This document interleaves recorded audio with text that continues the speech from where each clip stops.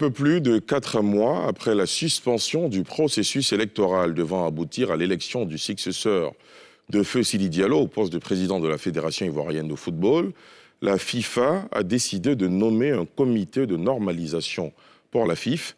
La mission de ce comité, gérer les affaires courantes, réviser partiellement les statuts et le code électoral de la FIF et d'agir en qualité de commission électorale pour l'organisation de l'élection d'un nouveau comité exécutif. Pour l'inviter de sans réserve ce soir, le préfet hors grade Sam Tiassé, directeur exécutif de la FIF, cette décision est impertinente. Qu'est-ce qui s'est passé pour qu'on en arrive là? Quels sont les enjeux et les implications de cette suspension de la FIFA? Que dit le directeur exécutif de la FIF sur les accusations de mauvaise gouvernance que certains acteurs attribuent au bureau exécutif sortant? Autant d'interrogations que nous soumettrons à Sam Tiassé, l'invité numéro 13 de Sans Réserve. Sam Tiassé, bonsoir. Bonsoir, M. Ali Koulibaly. Tout d'abord, avant d'ouvrir à cet entretien, je vous propose, vous et nos téléspectateurs, de suivre ce portrait.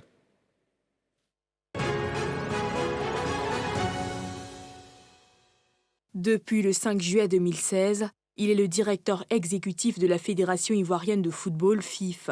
Lui, c'est le préfet hors grade Sam Tiassé. À la tête de l'administration de la Maison de Verre, ce passionné de football, ancien préfet d'Abidjan, imprime dans le monde footballistique la rigueur que lui confèrent ses pairs.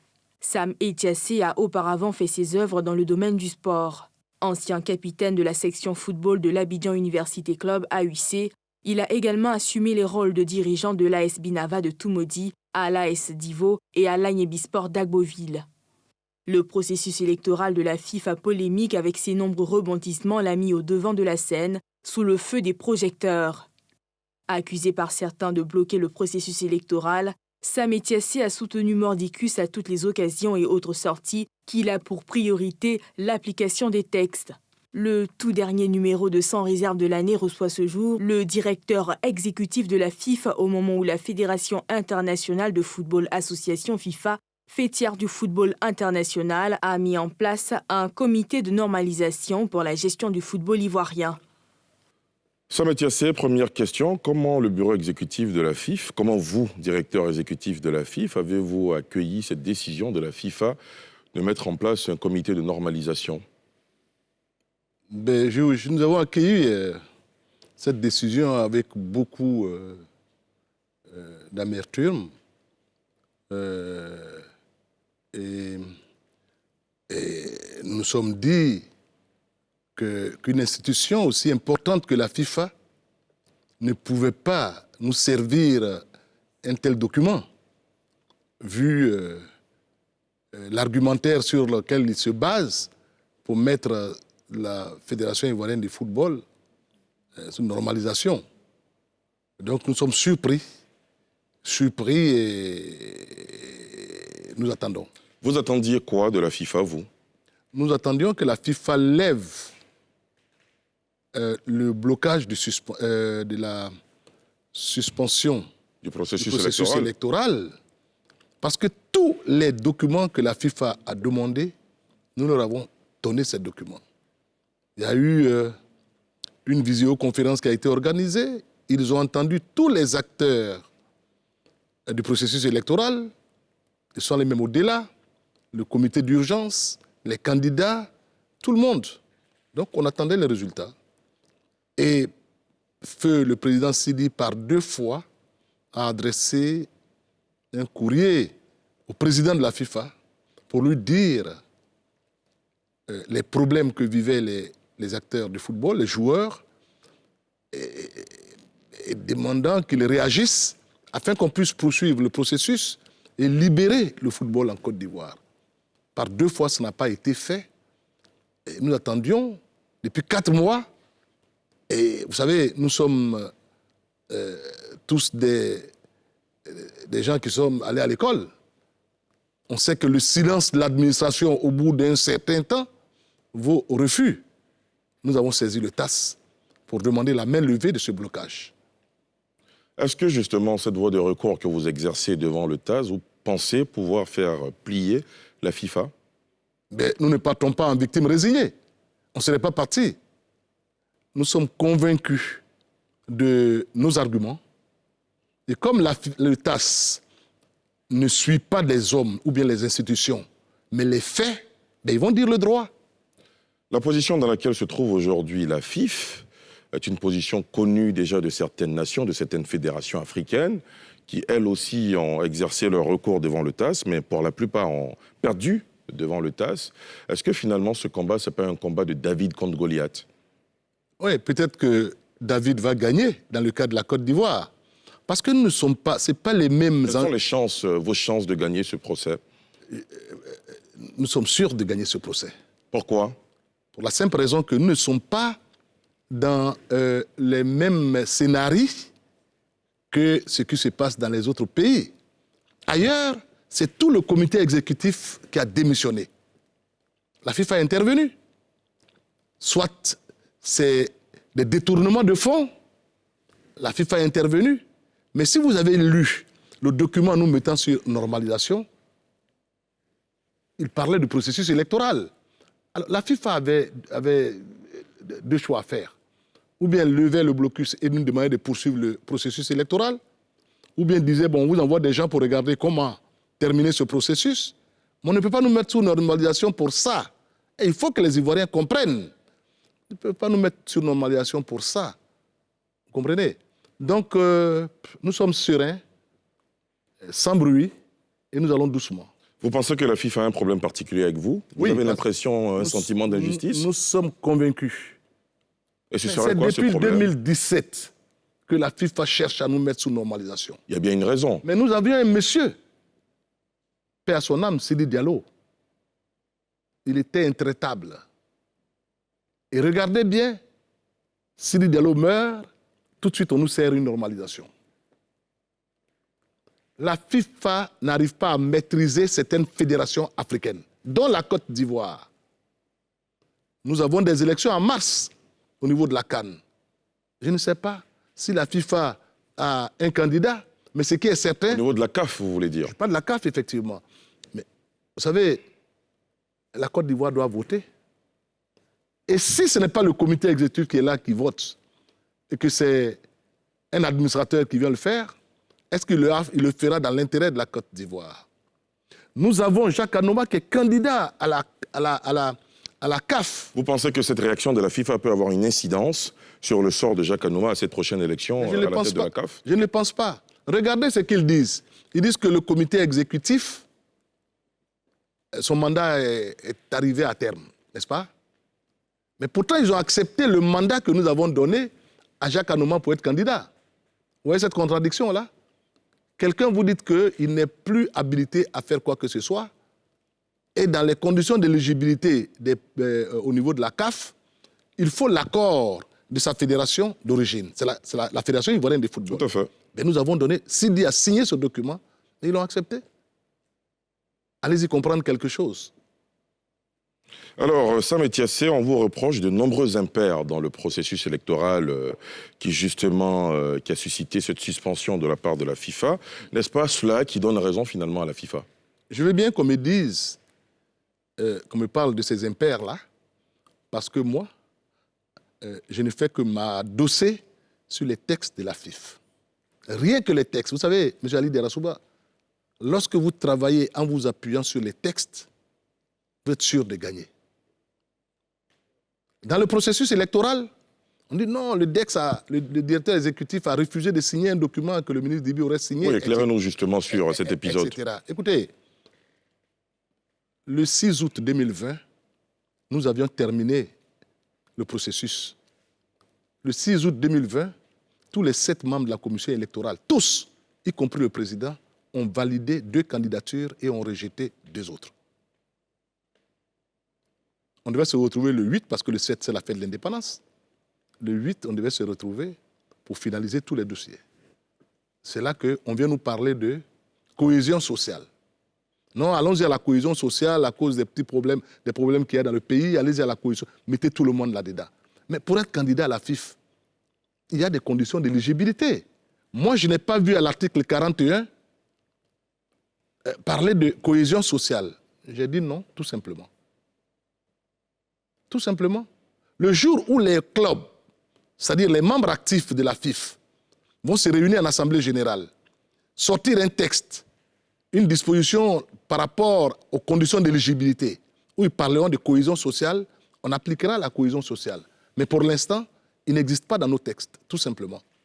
Voilà. Alors, Sam Etiassé, au-delà même de la FIFA, beaucoup d'acteurs du football ivoirien reprochent une mauvaise gestion à l'actuel comité exécutif. Un chiffre est même devenu célèbre, on parle d'un trou de 6 milliards de francs CFA. Ce soir, face aux Ivoiriens, face à nos internautes, sans réserve, dites-nous, qu'en est-il réellement? Vous n'avez rien à vous reprocher? Vous savez, ce disque-là, il est troué. Il est troué. Monsieur Ali Derasouba, vous ne pouvez pas être un mauvais gestionnaire. On vous colle une normalisation. Nulle part dans le document, on ne vous parle de mauvaise gestion. Ça, c'est un. Deuxièmement, chaque année, la Fédération ivoirienne de football organise une assemblée générale. Un quitus a toujours été donné au comité exécutif par les membres actifs. Le quitus, ce n'est pas le peuple qui le donne. Ils sont 81 clubs, 76 clubs et 5 groupements d'intérêt. Nous avons toujours eu ce quitus. La dernière assemblée générale qui a eu lieu à Yamoussoukro, le 4 juillet, nous avons obtenu le quitus des membres actifs. Et enfin, je voudrais vous rassurer, M. Ali Derasouba, qui mieux en Côte d'Ivoire que l'inspection générale d'État vient à la demande de la FIF,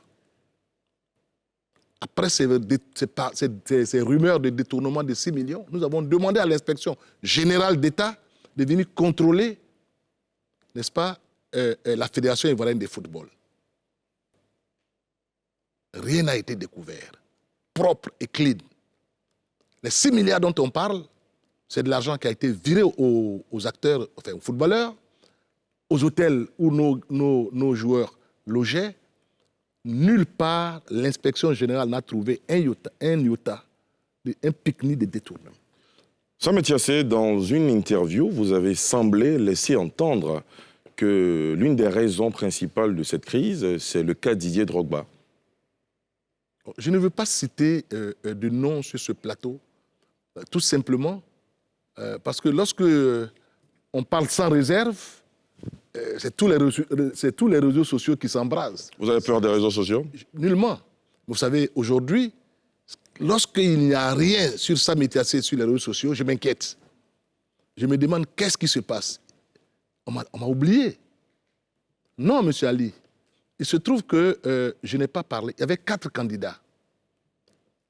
La commission en a retenu 2.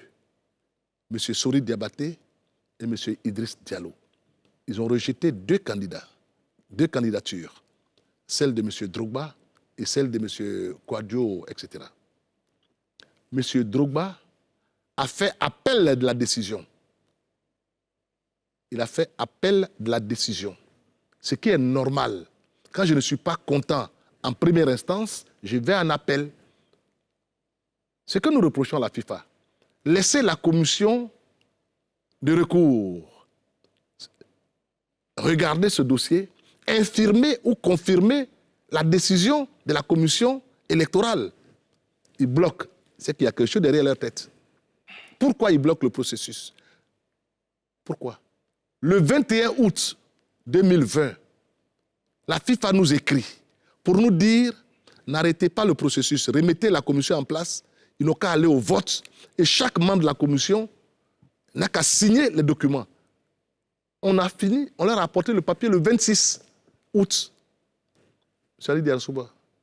On leur a tout donné. Malgré ça, ils disent que non, vos textes ne sont pas bons. Mais les textes ne sont pas bons. Ces textes-là ont été adoptés en 2011. Ces textes-là ont été rédigés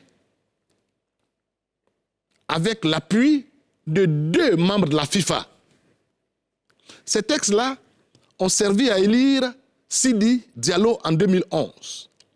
Ces mêmes textes n'ont pas de problème pour vous. Ces mêmes textes ont servi à élire Sidi en 2016.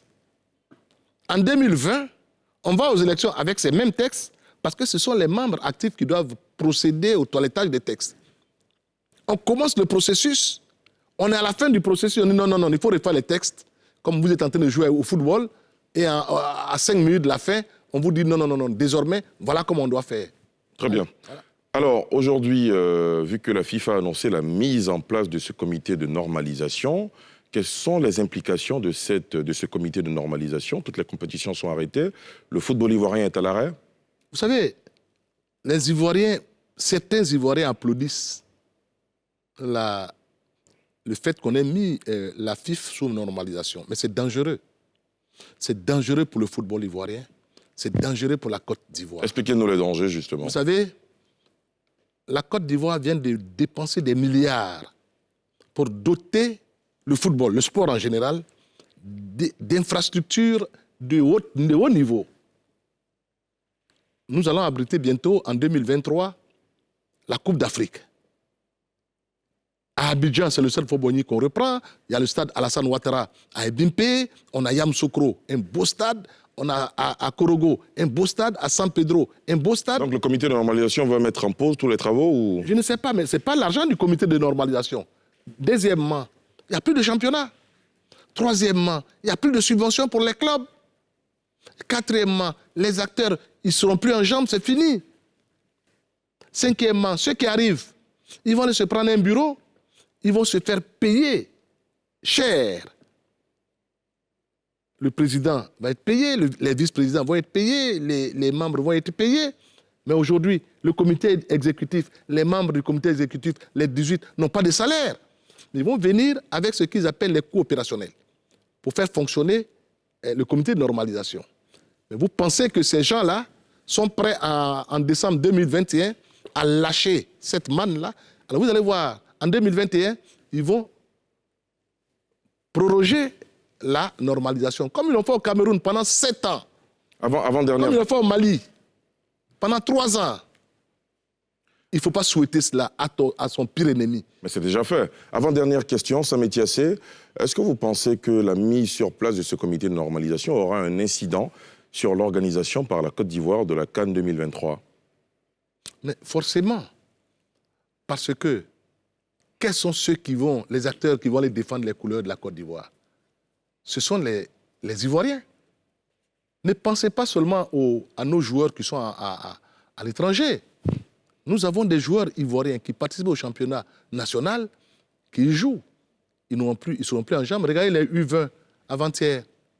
Ils sont revenus avec la médaille de bronze. On aurait dû prendre la médaille d'or. Tout simplement, on s'est fait battre par le Burkina. 10 minutes de déconcentration, on a pris 2 buts. 10 minutes. Demain, le dimanche plus tôt, on a nos U17 qui partent au Togo. À l'international, on peut jouer encore au football. Mais au plan national, c'est fini. On va se regarder. Voilà. Et des gens nous disent, non, entendez-vous vite, comme ça, on va mettre fin à la normalisation. Il ne faut pas dire que c'est ça, hein, c'est pas vrai. Très bien. Sam Etiassé, nous sommes au terme de cette interview. Quels sont vos vœux pour le football ivoirien, vu qu'on est à quelques heures du Nouvel An? Les enjeux, justement, de la mise en place de ce comité de normalisation. Quels sont vos vœux pour le football ivoirien, pour les athlètes en particulier, eux qui traversent une période difficile, de surcroît au moment où la crise liée au coronavirus se poursuit?